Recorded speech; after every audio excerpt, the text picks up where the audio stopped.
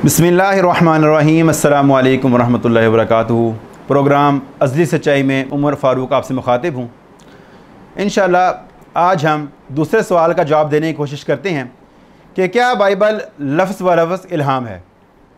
आज कल मसीह मोमिनीन बहुत ज़्यादा इसरार करने लगे हैं कि बाइबल लफ्ज़ व लफ्ज़ कलाम इलाही है, ताहम हमेशा अल्फाज ही इस्तेमाल नहीं किए जाते और इस ख़्याल के साथ इस कदर जज्बातियत वाबस्ता हो गई है कि साहिब इल्म अफराद भी राय आमा के सामने सही कलीसियाई मौक़िफ़ पेश करने की जुर्रत नहीं रखते, बल्कि हालात तो यहाँ तक पहुँच चुके हैं कि इस राय के ख़िलाफ़ इजहार ख्याल करना इल्मी मौत के मुतरादिफ़ बन गया है। यही बात है कि सेमिनरीज़ में ऐसी तालीम हासिल कर लेने के बाद मसीह उलमाए कराम ये बात अवाम में कहने की जुर्रत नहीं दिखाते। जहालत के सामने माकूलियत की घुटने टेक देने की इससे बदतर मिसाल शायद ही कहीं और दस्तयाब हो। दरअसल ये अकीदा भी अहले इस्लाम से मुस्तार लिया गया है। आजकल तो वैसे भी उलमाए कराम से रुजू करना एक भारी ऐब बन गया है, इसलिए मसीही दोस्तों की इस नज़रिया से लाइल्मी कोई अचंभे की बात नहीं है। डॉक्टर समाइद साहब ने अपनी बात करने के लिए उन्वान यही बांधा है कि लफ्ज़ी अल्हाम। उनकी किताब का सफ़ा नंबर 113 वो फरमाते हैं कि इस मसला के मुताबिक खुदा पाक नविश्तों का मुसन्निफ़ समझा जाता है, ठीक उन मानों में जिनमें मसलन मिल्टन शायर को उसकी नज़मों का मुसन्निफ़ कह सकते हैं। इसका हर एक फ़िक्रा उसी का लिखाया हुआ है और उसके लिखने वाले महज बतौर कलम के थे, जिसका चलाने वाला रूहुल कुद्दस था और उनका इस काम में इससे बढ़कर और कोई हिस्सा ना था। इसलिए बाइबल कुल्लियतन इलाहीउल असल है और लफ्ज़ी तौर पर इसका हर एक फ़िक्रा और सतर खुदा की तसनीफ़ की हुई है। बाद में वो इस ख्याल के मोइद चंद लोगों के ख्यालात भी नकल करने के बाद वो फरमाते हैं कि शायद हमारे नाजरीन में से कोई कहे कि वो पुरज़ोर कलिमात जो हमारे खुदावंद के अक़वाल और बाइबल के बाद मुसन्निफ़ों की तहरीरात से नकल किए गए थे, इन्हें पढ़कर मुझे यकीन होता है कि अग़लबन लफ्ज़ी अल्हाम का मसला सच है। इसके बाद वो अपने कारी को बड़ी मुलायमत से फरमाते हैं कि खैर साहब, आपको ये भी मालूम रहे कि बहुत से अहले राय इस अमर में भी आपसे इख्तलाफ रखते हैं। क्यों? इसलिए कि अगरचा वो इन दलाइल की बिना पर बाइबल के इल्हामी होने के कायल हैं, ताहम उन्होंने सतही बातों को छोड़कर ज़रा आगे भी तो जुस्तजू और तहकीकात की हैं, ताकि इस अमर को मालूम करें कि खुदा के इल्हाम के मफ़हूम में कौन कौन सी बातें दाखिल हैं और वह पाक नविश्तों का इम्तिहान करने के बाद हरगिज़ यकीन से नहीं कह सकते कि इस लफ्ज़ के मफ़हूम में लफ्ज़ी इल्हाम भी शामिल है।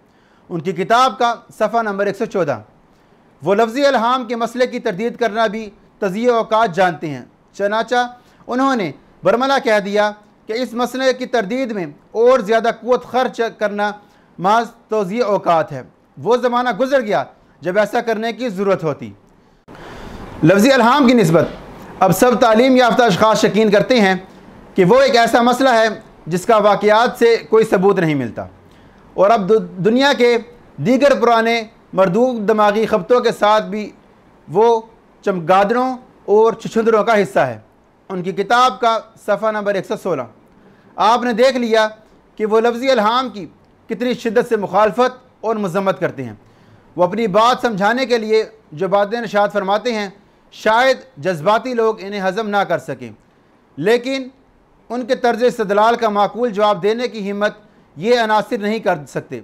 मसलन देखिए कि वो बाइबल की किताब तवारीख़ के मुतल्लिक़ क्या कहते हैं। तवारीख़ की किताबों में सरी निशानात इस अमर के पाए जाते हैं कि बजाय इसके लिखने वाले खुदा के लिखाने से लिखते, उन्होंने अपने दिमागों से काम लिया और कदीमी तारीख़ों और रवायतों और सरकारी कागज़ात में उन वाक़यात की जस्तजू और तलाश की। हम ये भी पाते हैं कि बावजूद इस सारी तहकीकात और जस्तजू के उनके बयानात में बहुत कुछ नक़्ज़ इख्तलाफ पाया जाता है। ہم یہ بھی دیکھتے ہیں کہ انجیل نفیس اگرچہ قصوں کے نفس مضمون میں باہم کامل اتفاق رکھتے ہیں، تاہم الفاظ کی بابت ایسی احتیاط کرتے ہوئے نظر نہیں آتے۔ مثلا جیسے کہ صلیب کے اوپر کے نوشتے کی بابت، جہاں دو انجیل نویس بھی باہم متفق نہیں ہیں۔ نیز وہ یہ بھی دیکھتے ہیں کہ خود مقدس پولس رسول اس قسم کے الفاظ استعمال کرتا ہے کہ میں ایک احمق کی طرح کلام کرتا ہوں، جو اگرچہ ایک انسانی مصنف کے لیے ایسا کہنا بالکل طبیعی بات ہے، مگر روح القدس کی زبانی ایسے الفاظ لکھائے جانے کی مشکل سے امید ہو سکتی ہے۔ وہ بعض زبوروں میں اس قسم کے الفاظ پاتے ہیں جو ہمارے خداوند کی زبان سے بالکل ناموزوں معلوم ہوتے ہیں۔ وہ اس قسم کی باتوں سے جو بائبل میں پائی جاتی ہیں اپنی آنکھیں بند نہیں کر سکتے۔ وہ اگرچہ انہیں لفظی الہام پر یقین کرنے میں کچھ بھی اعتراض نہ ہوتا، تاہم وہ اس امر کو ترجیح دیتے ہیں کہ اس قسم کی باتوں کو انسانی مصنفوں کے ذمہ لگائیں، بجائے اس کے کہ خدا کو ان کا ذمہ دار ٹھہرائیں، اور ان دونوں باتوں میں سے ایک ضرور ماننی پڑے گی۔ ڈاکٹر پیٹرسن سمائت صاحب نے مزید کہا کہ جب ایک شخص اس طور پر غور و فکر کرنے لگتا ہے تو اسے لفظی الہام کے مسئلے کے خلاف ثبوت ملنے لگتے ہیں۔ وہ دیکھتا ہے اگر خدا لفظی طور پر اس کا مصنف سمجھا جائے ٹھیک انہی معنوں میں جن میں ملٹن یا جان بینن اپنی تصنیف کے مصنف ہیں، تو بائبل کی عبارت اور زبان ہمیشہ اور ہر حالت میں بے نقص، کامل اور یکساں نظر آنی چاہیے، حالانکہ ایسا اکثر دیکھنے میں نہیں آتا۔ ان کی کتاب کا صفحہ نمبر 114 اور 115۔ وہ تو اس بابت ایک طویل بحث کرتے ہیں جسے ساری کی ساری نقل کرنا محال ہے، لیکن کم از کم یہ بات تو واضح ہو گئی کہ مسیح علماء کرام لفظی الہام کے خیال کو بنظر استحسان نہیں دیکھتے۔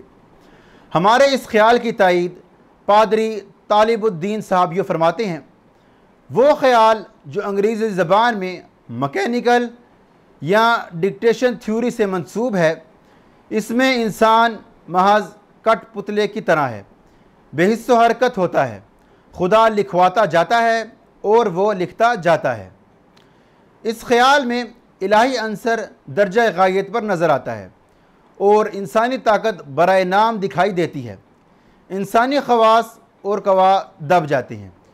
جو خدا جو انسان کے اندر ہوتا ہے اور اس کے اعضاء کو گویا بغیر اس کی رضا کے کام میں لاتا ہے، آدمی خدا کی آواز بن جاتا ہے اور اپنی زبان سے وہ کلمات نکالتا ہے جن کے مفہوم سے واقف ہونا یا نہ ہونا اس کے لیے ایک ضروری امر نہیں ہے۔ پس وہ ایسے خیالات لوگوں کے سپرد کرتا ہے جنہیں اس کی عقلی طاقتوں نے خود گرفت نہیں کیا ہے۔ وہ ایک ایسے دماغ اور ایک ایسی مرضی کا محکوم ہو جاتا ہے جو اس کی اپنی نہیں ہوتی۔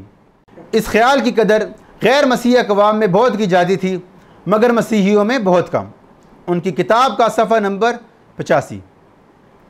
پادری صاحب کی تحریر سے یوں تو بہت سے امور مستمب ہوتے ہیں، لیکن سر دست یہ استدلال مقصود ہے کہ اس طریقے الہام سے لفظی الہام حاصل ہوتا ہے جسے مسیحی قدر کی نگاہ سے نہیں دیکھتے۔ پادری صاحب لفظی الہام کی شناخت کے لیے یہودی قوم کی مثال یوں بیان فرماتے ہیں کہ یہودی لوگ نوشتوں کے ایک ایک لفظ اور ایک ایک حرف کو معتبر سمجھتے تھے۔ ان کے درمیان یہ روایت متداول تھی کہ جب موسیٰ علیہ السلام پہاڑی پر گئے، اس وقت انہوں نے دیکھا کہ خداوند اپنے آپ کو توریت کی کتاب خوبصورت حرف میں لکھ رہا ہے۔ اس کا اثر یہ ہوا کہ انہوں نے ہر ایک کتاب کے الفاظ اور حروف گن ڈالے اور مقدس کتاب کی بالکل خارجی اور عارضی باتوں میں بھی بڑے بڑے پرراز مطالب بھر دیے۔ ان کی کتاب کا صفحہ نمبر 88۔ اس بحث کو سمیٹتے ہوئے پادری صاحب نے کمال بات ارشاد فرمائی کہ اتنا کہنے میں کوئی عیب نظر نہیں آتا کہ اگر ہماری نجات کے لیے بائبل میں لفظی صحت کی ضرورت ہوتی تو خدا اس میں سر منہ فرق نہ آنے دیتا۔ ان کی کتاب کا صفحہ نمبر 90۔ گویا کہ لفظی صحت الہام کے لیے چندہ لازم نہیں۔ آگے چل کر وہ الہام کی بابت ارشاد فرماتے ہیں کہ لفظی الہام کا خیال اس پر مبنی ہے کہ خدا ملہم شخص کے دل میں ایک خاص تعلیم ڈال دیتا ہے جس کا اس کے عقلی و جسمانی قواعد و لوازمات سے کوئی علاقہ نہیں ہوتا۔ اس لیے جن الفاظ میں وہ ظاہری تعلیم دی جاتی ہے اس کو بھی من جانب اللہ تسلیم کرنا پڑتا ہے، لیکن بائبل ایسے خیالات کی تصدیق نہیں کرتی۔ ان کی کتاب تحقیق بائبل اس کا صفحہ نمبر 91۔ وہ مزید فرماتے ہیں کہ آج کل علماء کا اس امر پر اتفاق ہے کہ نہ تو پرانے عہد نامے کی نسبت اور نہ نئے عہد نامے کی نسبت یہ کہہ سکتے ہیں کہ ان میں کوئی لفظی غلطی واقع نہیں ہوئی۔ ان کی کتاب کا صفحہ نمبر 97۔ اصل بات تو یہ ہے کہ جب آپ بائبل مقدس میں غلطیاں تسلیم کرتے ہیں تو پھر کیسے اس کے لفظ بلفظ الہام ہونے کا دعویٰ کر سکتے ہیں؟ پس اس مجبوری نے مسیح علماء کرام کو لفظی الہام کی مخالفت پر ابھارا۔ خلاصہ کلام یہ ہے کہ مسیح علماء کرام بائبل مقدس کے حق میں کہ یہ لفظ بلفظ الہام ہے سرے سے ہی قائل نہیں ہیں، اور اب آج موجودہ کلرجی اس کے برعکس عقیدہ اپنانے پر مجبور ہے، تو اسے اکابرین کی رائے بادلیل رد کرنی پڑے گی۔ میں نہ مانوں والا رویہ تو علمی دنیا میں کوئی وقت نہیں رکھتا۔ لفظی الہام کے قائل صاحبان کو اپنے خیالات کی جڑیں قدیم آبائی کلیسیا میں تلاش کرنا پڑیں گی کہ اس کے بغیر ان کی رائے کی قیمت صفر سے بھی کم ہوگی۔ ویسے بھی بائبل مقدس کو لفظ بلفظ الہام خیال کرنے والے جذباتی مسیحیوں کو یہ بات فراموش نہیں کرنی چاہیے کہ موقر مسیحی ادارہ ویٹیکن 1965 میں منعقد ہونے والی ویٹیکن کونسل دوم میں یہ خیال بھی رد کر چکا ہے۔ ناظرین کرام، اگلی قسط میں ہم اس سوال پر غور کریں گے کہ کیا بائبل مقدس خالصتاً کلام الہی ہے یا نہیں۔ تب تک کے لیے مجھے اجازت دیجیے۔ السلام علیکم ورحمۃ اللہ وبرکاتہ۔